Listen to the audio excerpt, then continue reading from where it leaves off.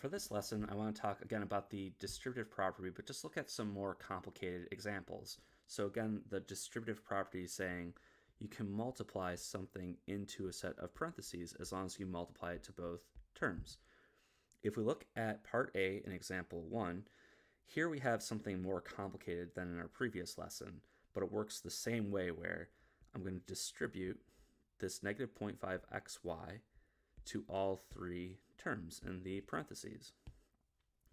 When I do that, I get negative 0.5xy times 30x. Now here we're going to have minus 0.5xy times 12y. And then here I have two negatives, so it's going to become positive 0.5xy times 50x squared. I like to deal with the positive and negatives as we go. So if you see two negatives, it's going to become positive. But if you have one positive, one negative, it'll be negative. Now continuing along here, let's look at this first term. So I have a negative 0.5 and a 30. I'm going to deal with that number first. I know that's going to be negative, and that's half of 30, so we have 15. And now we'll look at each variable that appears. Okay, so we have 1x, we have a second one. I'm going to write that as x squared. And then lastly, we have this y. That's the only one that appears, so I get y. So I'll continue this as we go along here. For the next term, let's see. Again, we have a 0.5 and a 12, so that's half of 12. We're going to have negative 6. This time we have just one x, so x is going to be all by itself. But this time I now have two y's, so that's going to give me y squared. And for my last term, so I have 0.5 times 50, that is 25.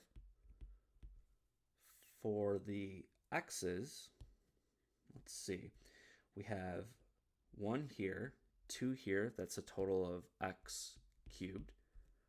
And then we have, again, y by itself, so that's just going to be y to the first power. I'll just put y.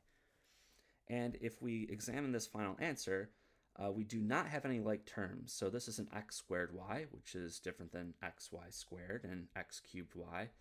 And the same thing holds true for the last two terms. Those don't combine with anything else, and that means this is the final answer.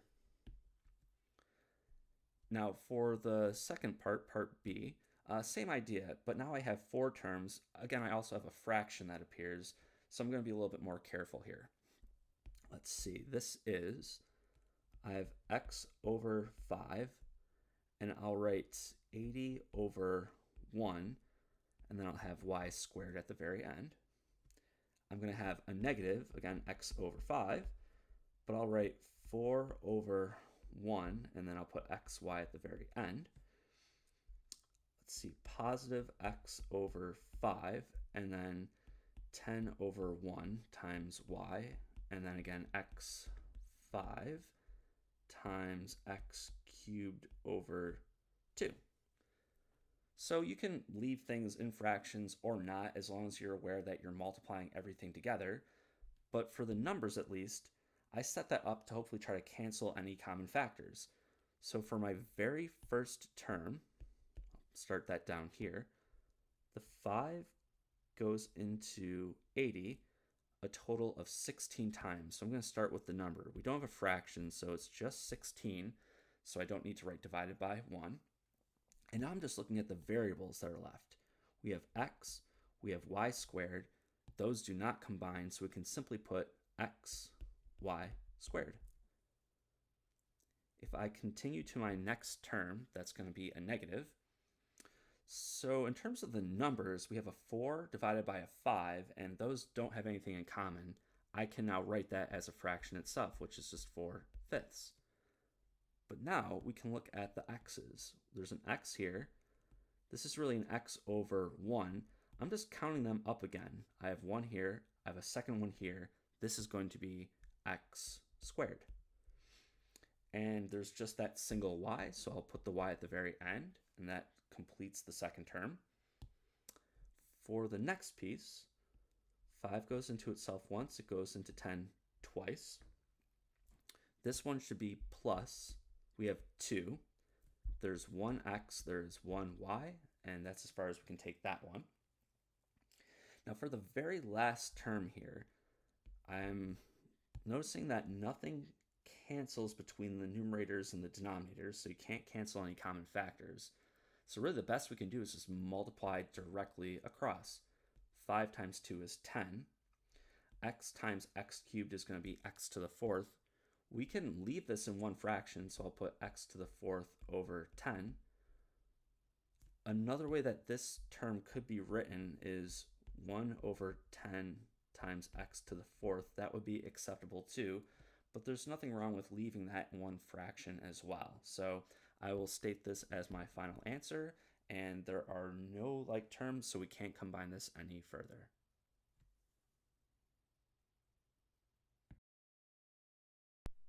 And for example 2, we're just building off of the previous example where we can have multiple sets of parentheses. So in part A, I see there's 2 times that we can use the distributive property. But if you look down to part B, I'm seeing there's not only 2 parentheses, but they're inside another set of parentheses. So I just want to be careful with order of operation. We should still be able to use all of our rules to simplify these down completely. So let's go back to part A. I'll begin by multiplying the 8 into the parentheses, and then I'll multiply this -4 into the parentheses as well as my first step. I'll do this right in one line. So to start with, we get 8x minus 8y. That came from distributing the 8. Now I'm multiplying in that -4. So we get -4 times 1. So I'll just put -4. Then I get -4 times x, which is -4x. And then we get this -4 times 7 is 28, and there's a y. And at the very end, there's this -1. So that was my first step. It was to look at the parentheses and then distribute first the 8 and then that -4 to every single term. So the only other operation left at this point is just addition and subtraction. Let's see. I'll see if there's any like terms. So starting with this 8x, it does appear that there are x's in this term, but there aren't any others. This first thing is going to be 8x minus 4x, which is 4x.